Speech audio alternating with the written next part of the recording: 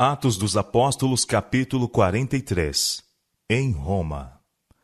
Vindo o tempo próprio para a navegação, o centurião e seus prisioneiros retomaram a viagem para Roma.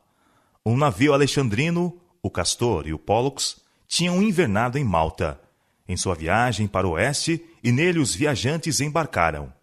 Embora um pouco retardada por ventos contrários, a viagem foi concluída, e o navio lançou âncora no belo porto de Pateoli, na costa da Itália.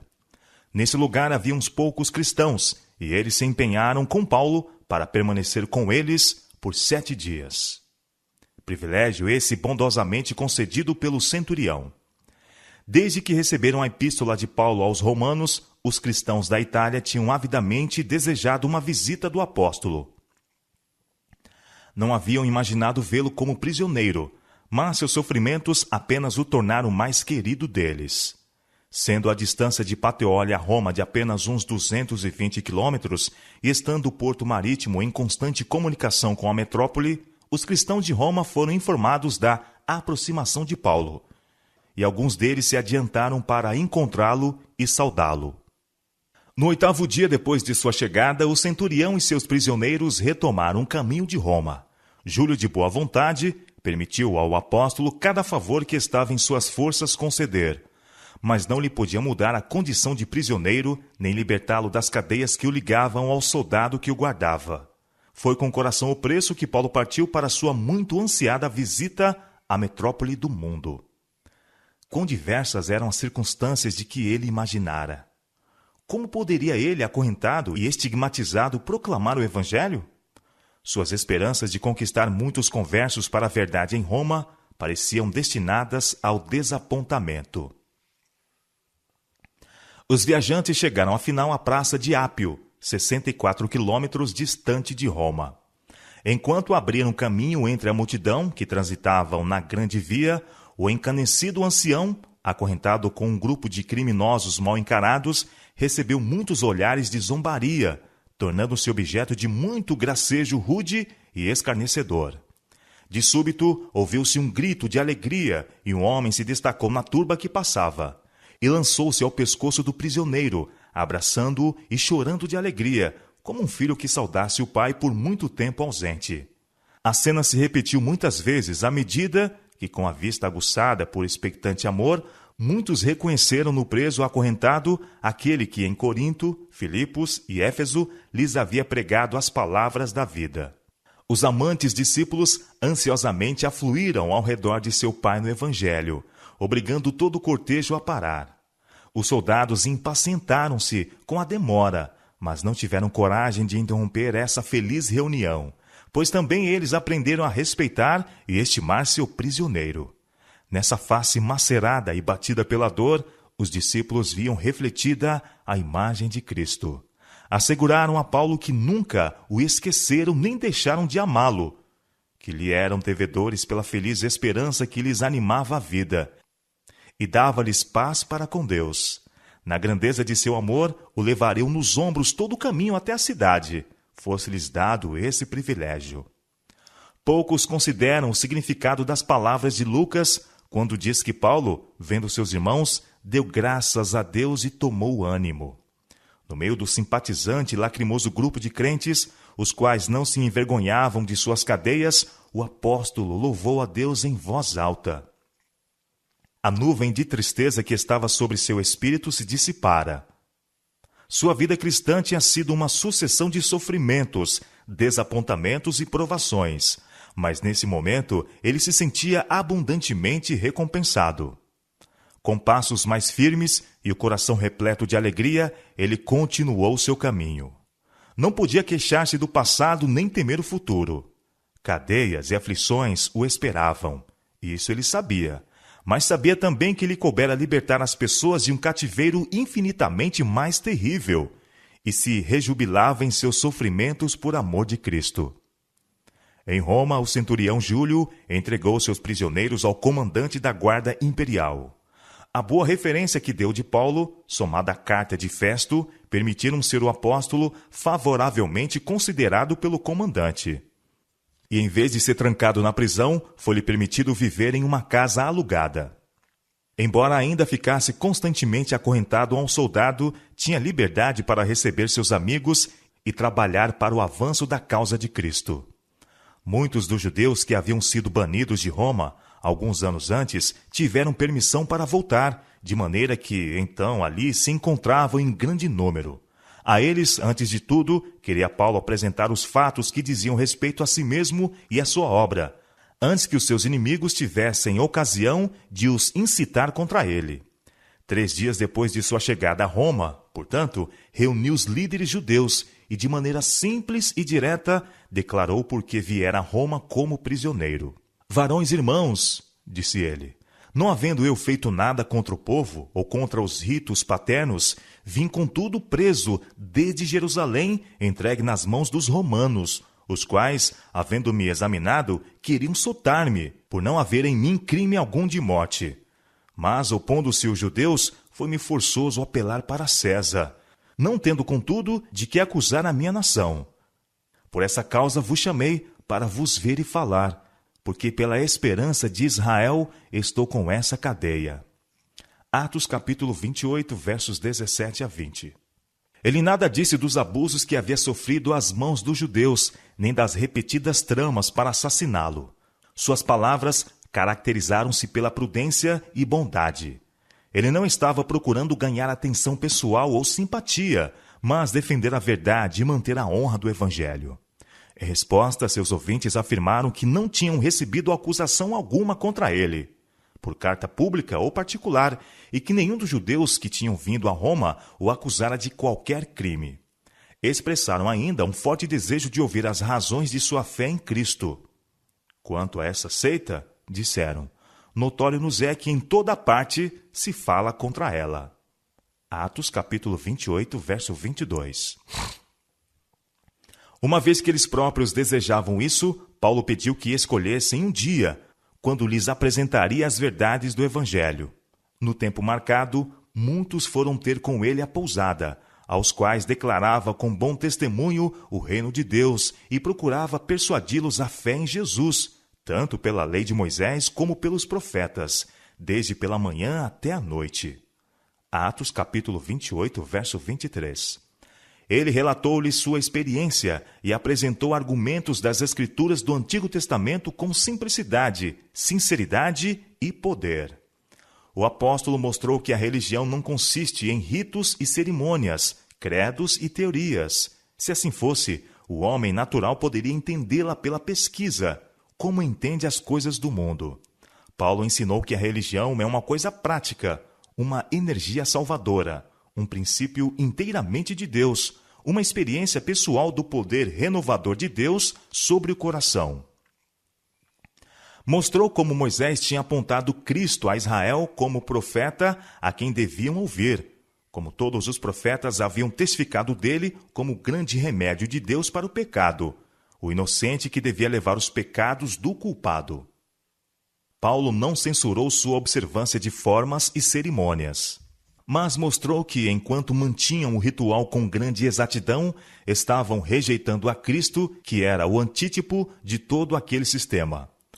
Paulo declarou que, antes da conversão, tinha conhecido a Cristo, não por contato pessoal, mas simplesmente pela concepção que, em comum com outros, tinha nutrido concernente ao caráter e obra do Messias por vir. Tinha rejeitado a Jesus de Nazaré, considerando-o impostor, porque ele não preenchia essa concepção.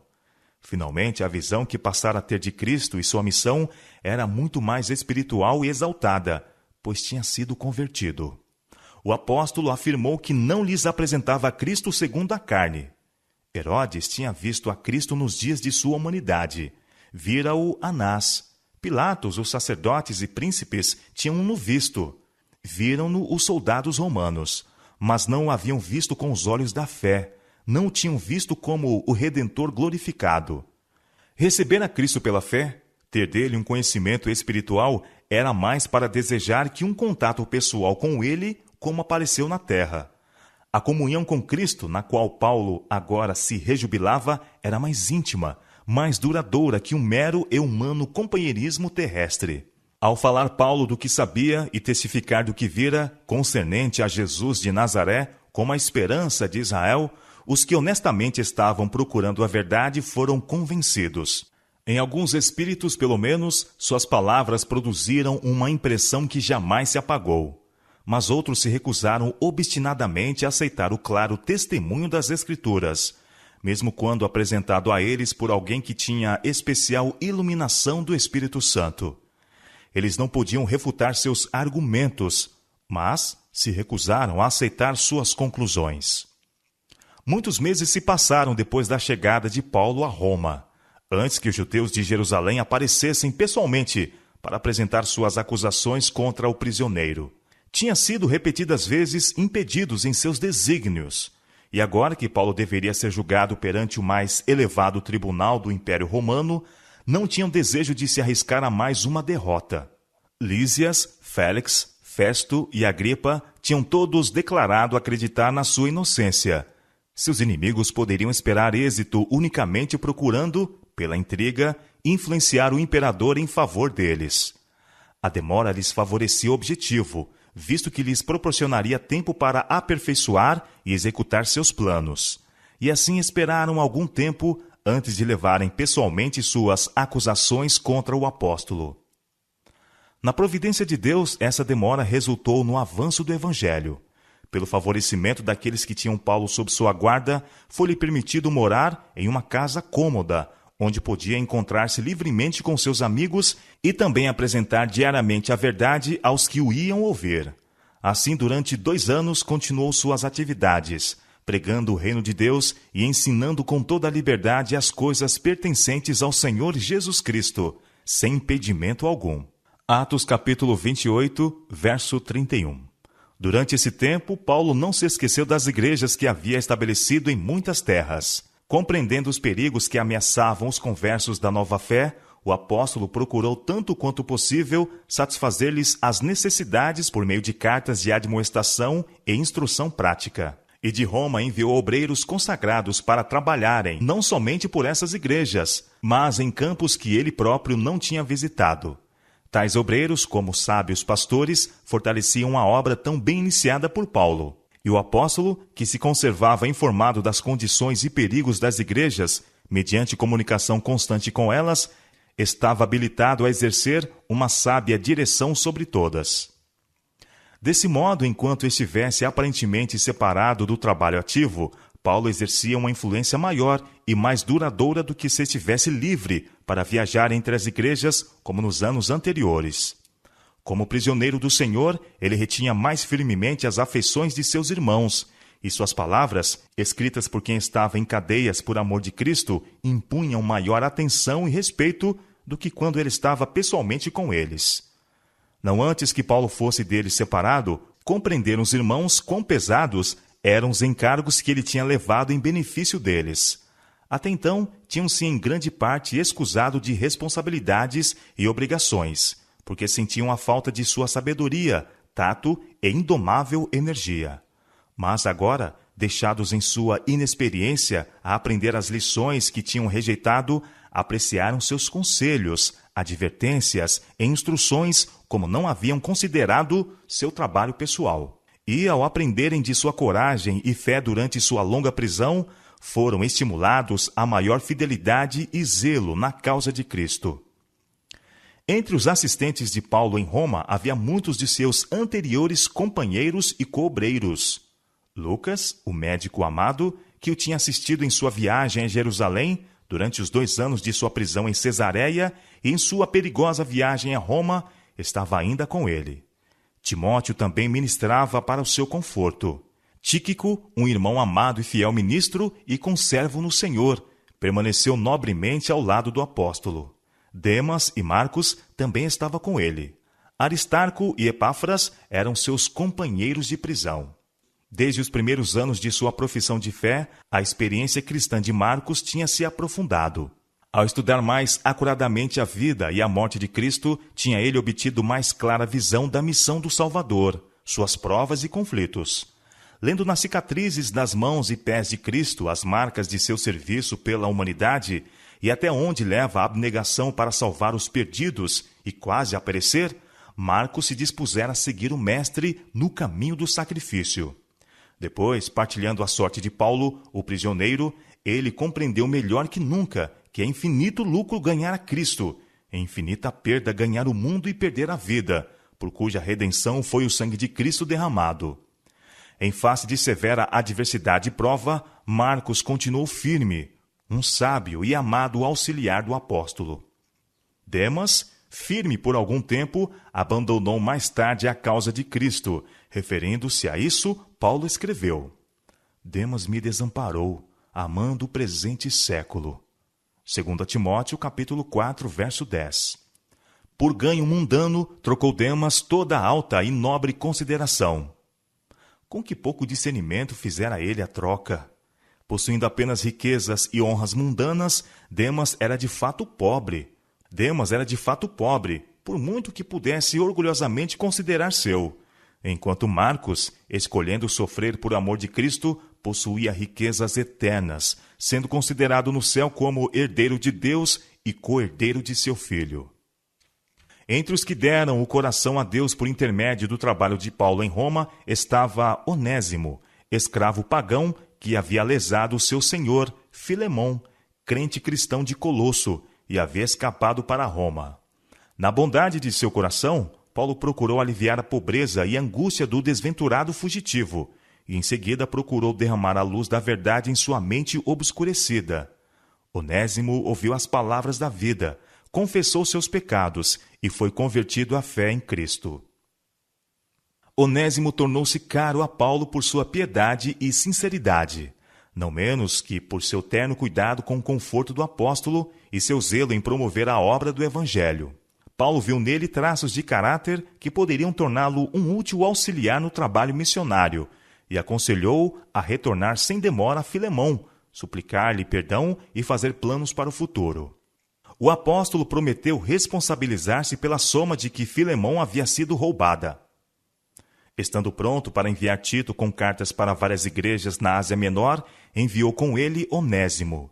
Era uma severa prova essa para o servo, apresentar-se ao Senhor a quem havia lesado, mas havia sido convertido de verdade e não se furtou a esse dever.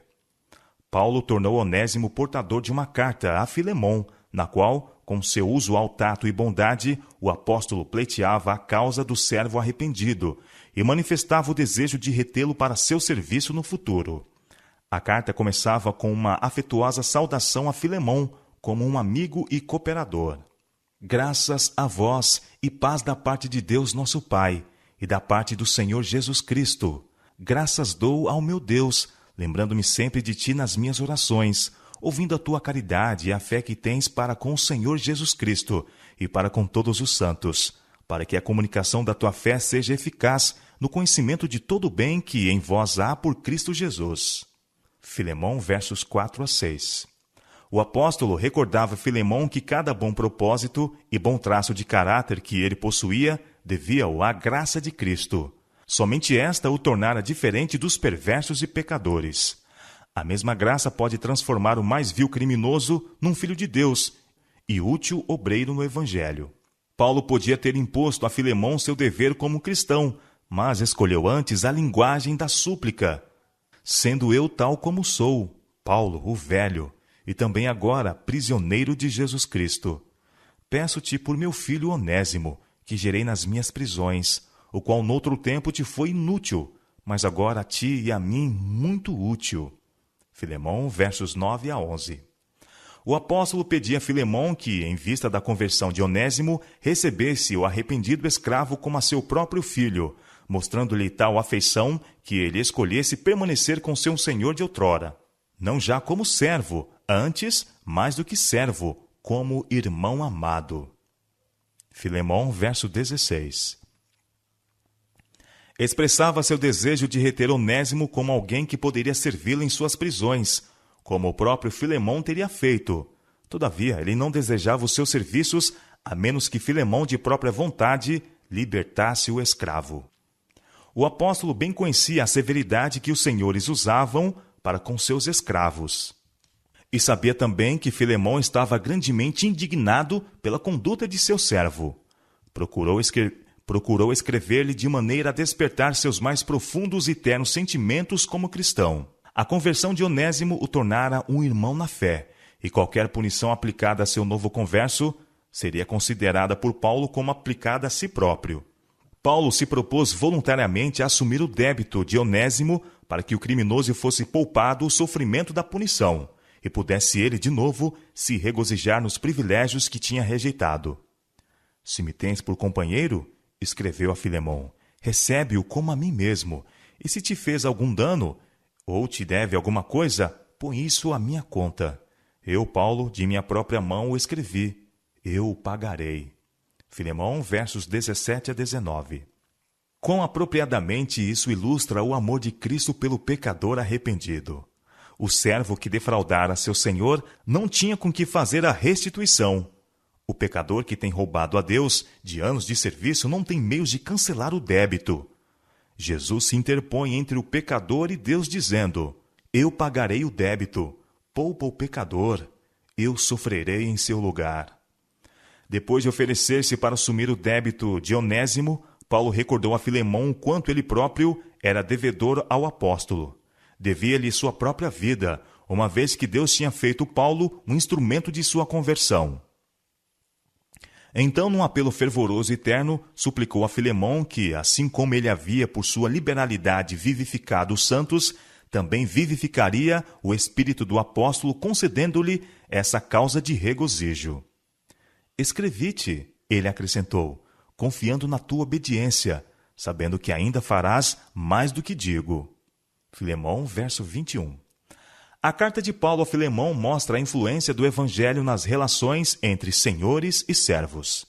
A escravidão era a instituição estabelecida em todo o Império Romano, e tanto senhores como escravos eram encontrados na maioria das igrejas pelas quais Paulo trabalhou. Nas cidades onde os escravos eram muitas vezes muito mais numerosos do que a população livre, leis de terrível severidade eram consideradas necessárias para mantê-los em sujeição. Um romano rico possuía não raro centenas de escravos de toda a categoria, de todas as nações e de toda a habilidade. Com pleno controle sobre a vida e o corpo dessas desajudadas criaturas, podiam infligir-lhes o castigo que desejassem. Se um deles, por vingança ou autodefesa, ousasse levantar a mão para seu proprietário, toda a família do ofensor poderia ser cruelmente sacrificada. O mais leve erro, acidente ou descuido eram, muitas vezes, punidos sem misericórdia. Alguns senhores, mais humanos que outros, eram mais indulgentes para com seus servos, procedendo sem restrição à luxúria, paixão e apetite, tornava seus escravos miseráveis vítimas de capricho e tirania. A tendência de todo o sistema era desesperadamente degradante.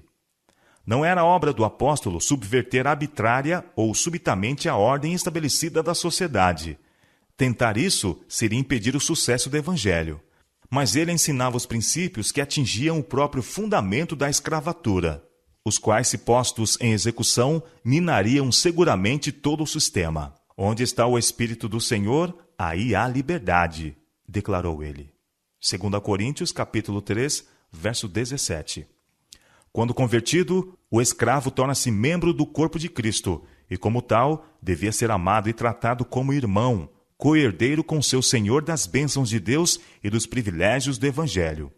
Por outro lado, os servos deviam cumprir seus deveres, não servindo à vista, como para agradar aos homens, mas como servos de Cristo, fazendo de coração a vontade de Deus. Efésios capítulo 6, verso 6. O cristianismo cria um forte laço de união entre o senhor e o servo, o rei e o súdito, o ministro do Evangelho e o degradado pecador que encontrou em Cristo a purificação do pecado. Foram lavados no mesmo sangue, vivificados pelo mesmo Espírito, e são feitos um em Cristo Jesus.